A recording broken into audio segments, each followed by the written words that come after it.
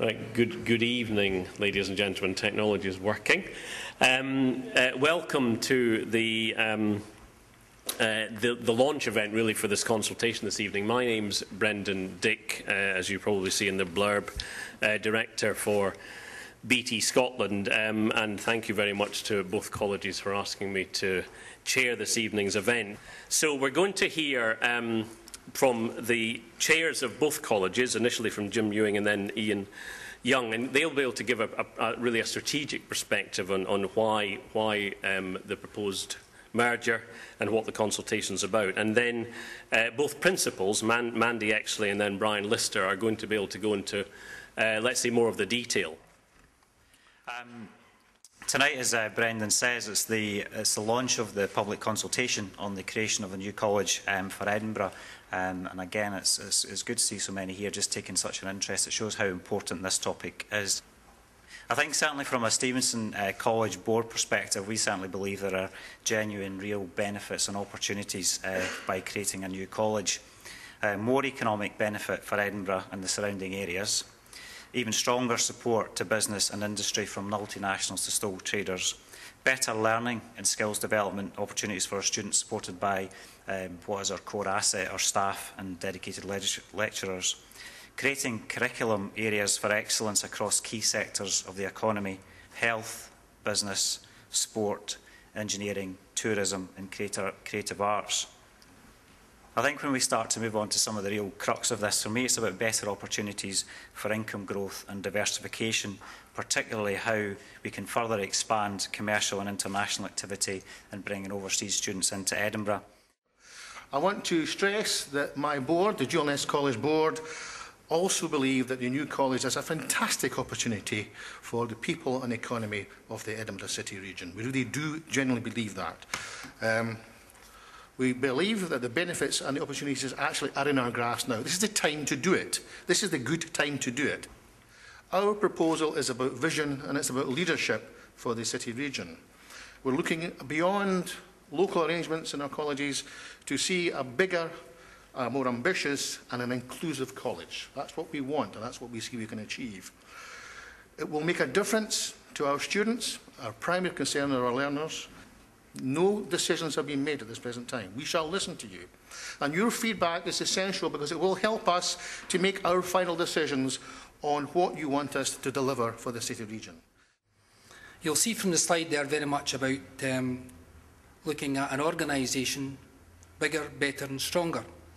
And I'm very conscious that that means that we need to deliver a key agenda.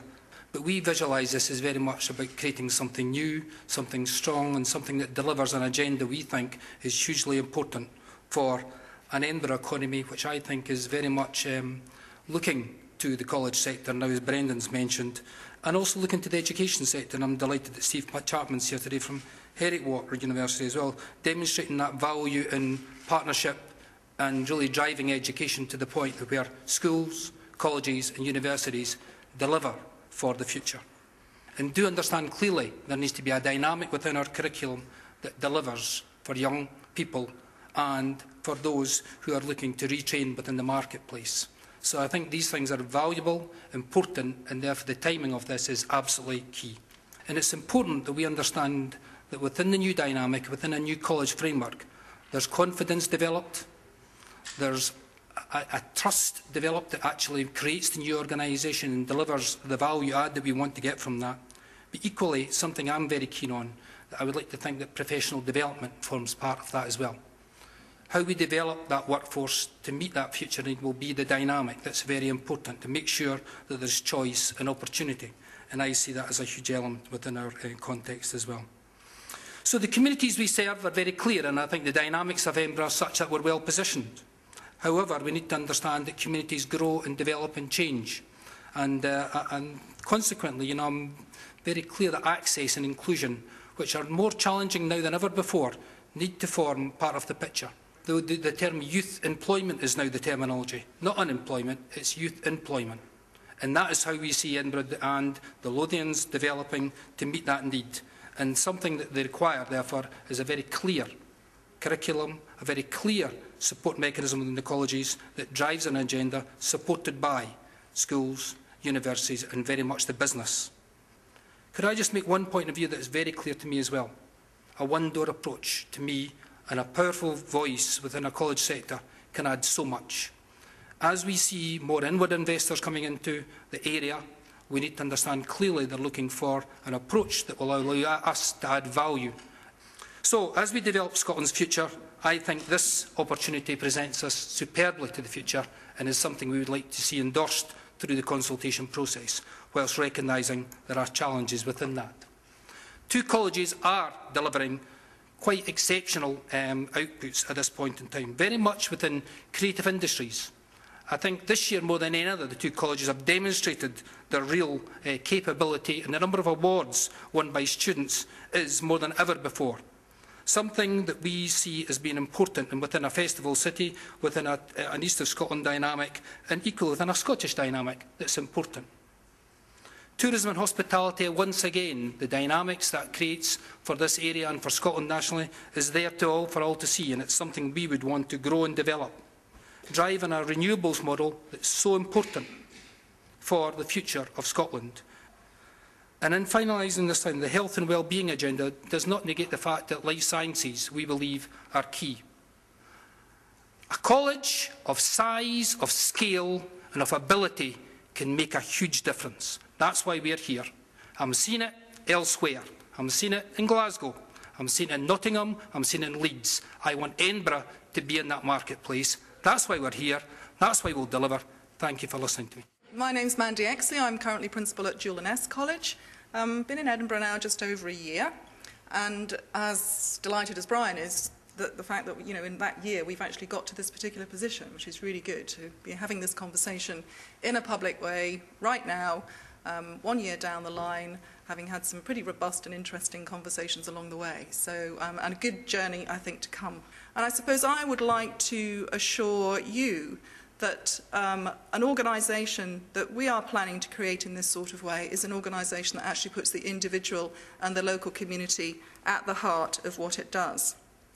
And we do believe that by working in this way into the future, we can engage more effectively with both the individual and the local communities that we serve around the whole city region. And at the heart of all of this activity that we do as colleges is that principle of really good public value. We have, you'll see in the document, across the two organisations, about 20,000 plus current student enrolments. And actually, in the context of our local communities and region, these enrolments need to both grow and change. They need to grow because we need to enable a wider level of access, which Brian's talked about. And we think that doing it together means we'll get that access more quickly, more readily, to a wider range of students across a wider geographical area. It needs to change because we need to support students on a whole range of levels of learning and what we would call both breadth and depth of curriculum. And working together in an organisation which we believe will offer you the broadest and the deepest curriculum in the region, individuals and communities will benefit more quickly at a time of pressing economic need, and they will have access to a much wider range of opportunities closer to them and maybe even as close as at home. As we grow the capacity, ability and economic contributions of individuals, as Brian said earlier, what we do is we grow the opportunity for greater inward investment into this area and into this region. We are already working together on a range of different things. Investment comes more quickly, is more of an opportunity if you pool your resources. And this is already beginning to show some benefits, both commercially with increased, i.e. more volume, and enhanced, i.e. across more curriculum areas, student recruitment into Scotland. We want our students to be global citizens. We want them to understand the world that they're operating in. And we think we can do this more quickly, and we can do it to a wider student audience if we do it together. Throughout all of this, we've been considering, as you might expect, the economic benefits of moving together in such a way. And Jim alluded to this earlier on in his presentation. We do believe that the potential of being a larger, stronger, more stable organisation is already enabling us to have different sorts of conversations. different conversations at bigger tables with bigger businesses. And we believe that an organisation of scale can help with this and help us to keep resources as close to the student as possible and free up time and resources to invest and develop in projects which mean that we can grow the organisation more rapidly. The whole, in this case, in terms of the whole suite of benefits, is certainly greater than the sum of the parts. And I hope you'll see that it's not just about spending power and about cost, but actually it's about value. And at the heart of this proposal to create a new college for the Edinburgh City region is the clear desire to ensure that every pound of public money that we spend achieves maximum return.